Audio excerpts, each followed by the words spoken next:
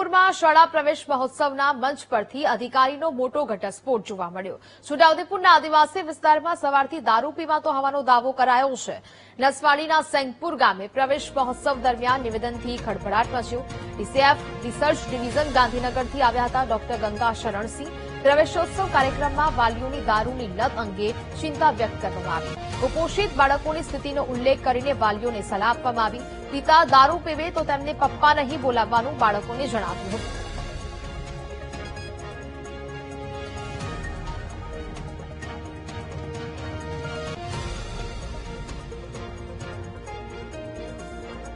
गांधी जानो ना सत्याग्रह करे छे, सत्याग्रह जानो ना गांधीजी कर्या હતા। તમે લોકો આ સત્યાગ્રહ કરો, તમને પપ્પા બોલવાની નથી, ठीक है? भाई कौन सुधारेगा? बच्चों को अगर वो नहीं सुधार पा रहे हैं, उनका स्वास्थ्य नहीं देख पा रहे हैं, तो बच्चे उनको सुधारेंगे।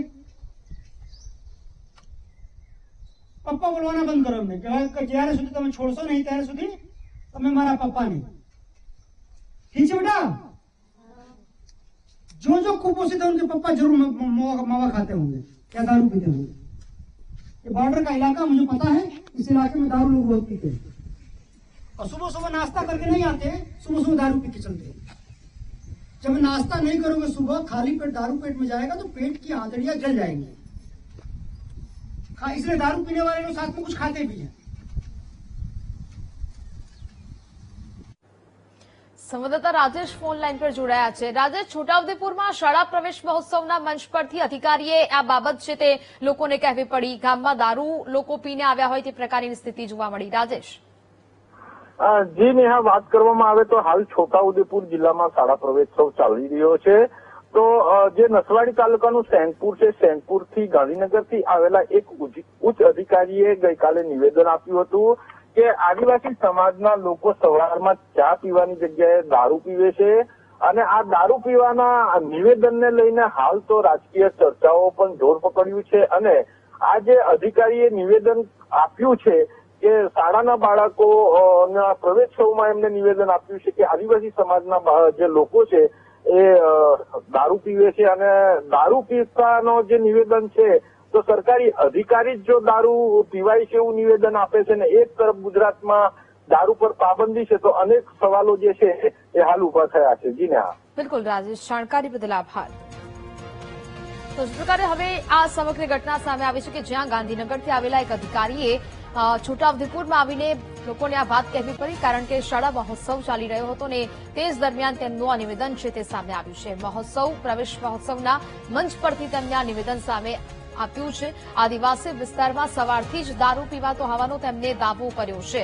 વાલીઓની દારૂની લત અંગે પણ તેમણે ચિંતા વ્યક્ત કરી છે અને ફરી એક વખત દારૂબંધીના જે કાગળો પર દાવાઓ છે તેને લઈને હવે સવાલો ઉઠાવી રહ્યા છે। શાળા પ્રવેશ મહોત્સવના મંચ પરથી આ ઘટસ્ફોટ થયો છે।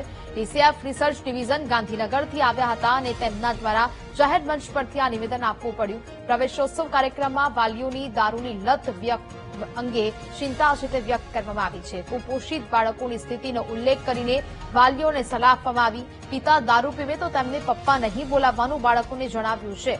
એટલે કે આદિવાસી આ વિસ્તાર અને કે જ્યાં પુષ્કળ પ્રમાણમાં દારૂ પીવાતો હોવાનો દાવો કરવામાં આવ્યો છે। પહેલી સવારે ચા નાસ્તાની જગ્યાએ અહીંયા દારૂની લત લાગેલા લોકો દારૂ માંગે છે તે પ્રકારની વાત કરવામાં આવી। નસવાડીના સંગપુર ગામે પ્રવેશ મહોત્સવ દરમિયાન આ નિવેદન આપવામાં આવ્યું, જેનાથી ખળભળાટ મચી ગયો છે। ડીસીએફ રિસર્ચ ડિવિઝન ગાંધીનગરથી ડોક્ટર ગંગા શરણસિંહ આવ્યા હતા છોટાઉદેપુર ખાતે અને શાળા પ્રવેશોત્સવ ચાલી રહ્યો હતો તે દરમિયાન તેમને નિવેદન આપ્યું। તો કોંગ્રેસ નેતા અર્જુન રાઠવા ફોન લાઈન પર જોડાયા છે। અર્જુનભાઈ, ખૂબ ખૂબ સ્વાગત છે વીટીવી ન્યૂઝમાં। હવે છોટાઉદેપુરનો આદિવાસી વિસ્તાર કે જ્યાં દારૂ પીતો હોવાનું એક ગાંધીનગરથી આવેલા અધિકારીએ નિવેદન આપ્યું છે અને લોકોને અંગે પણ આ ચિંતા વ્યક્ત કરી છે। શું કહેશો આ સમગ્ર મામલાને લઈને? છોટાઉદેપુરમાં અને પૂરા ગુજરાતમાં આજકાલ દારૂ ખુલ્લેઆમ વેચાય છે અને એની અસર શિક્ષણ પર પણ થઈ રહી છે। તો કોઈ અધિકારીને આ દેખાયું તો એને બિલકુલ એનાથી રહેવાયું નહીં એટલે આ વાત કરી।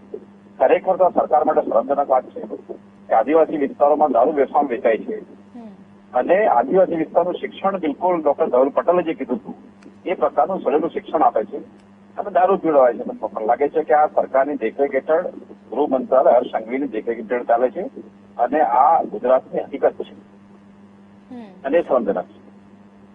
પરંતુ અર્જુનભાઈ સવાલ એ થઈ રહ્યો છે કે જો ગાંધીનગરથી આવેલા આ અધિકારીને દેખાય છે તો પછી સ્થાનિક તંત્ર ત્યાંનું અને પોલીસ અધિકારીઓ તેના શું કરી રહ્યા છે? જો આવી રીતે ખુલ્લેઆમ દારૂ વેચાતો હોય અને લોકો સવારે ચા નાસ્તાની જગ્યાએ દારૂ પી રહ્યા છે તો બહુ સ્પષ્ટ છે કે એનું પોલીસ તંત્ર એના સ્થાનિક અધિકારીઓ માત્ર ભાજપનું રાજકારણ કરે છે. એમને સ્થાનિક સમસ્યાઓ આ જે દારૂ વેચાય છે એની સાથે કોઈ લેવા દેવા નથી. એ બીજેપી પાર્ટી માટે કામ કરે છે, સભ્યો તોડવા માટે, કોઈને દબાવવા માટે. આ જ ચંદ્રાપુર આદિવાસી વિસ્તારમાં તંત્ર કરી રહ્યું છે એ આ અધિકારીએ બહાર પાડ્યું છે. પરંતુ અર્જુનભાઈ, જે પ્રકારે ગુજરાતમાં દારૂબંધીના દાવાઓ ઘણી વખત સરકાર કરતી હોય છે, પરંતુ આવા બધા દ્રશ્યો એમને કેમ નથી દેખાતા? આ તો એક જગ્યાની વાત નથી, અનેક જિલ્લાઓમાં આ પ્રકારની પરિસ્થિતિ છે. બીજેપીના પોતાના સાંસદ મનસુખભાઈ વસાવાએ કીધું છે કે બીજેપીના જે નેતાઓ છે નર્મદા જિલ્લામાં એ લોકો બુટલેગરો સાથે મળીને કામ કરે છે. તો એ માત્ર નર્મદા જિલ્લાની કે ભરૂચની વાત નથી. પૂરા ગુજરાતના આદિવાસી વિસ્તારોમાં, ગ્રામીણ વિસ્તારોમાં આ જ સ્થિતિ છે અને એને છુપાવવાનું, એને દબાવવાનું કામ તંત્ર કરી રહ્યું છે. એ ખુલ્લું પડી ગયું છે. તો આવા અધિકારીઓ વિરુદ્ધ કેમ કોઈ કાર્યવાહી નથી થતી? કોંગ્રેસ શું કરશે આના વિશે?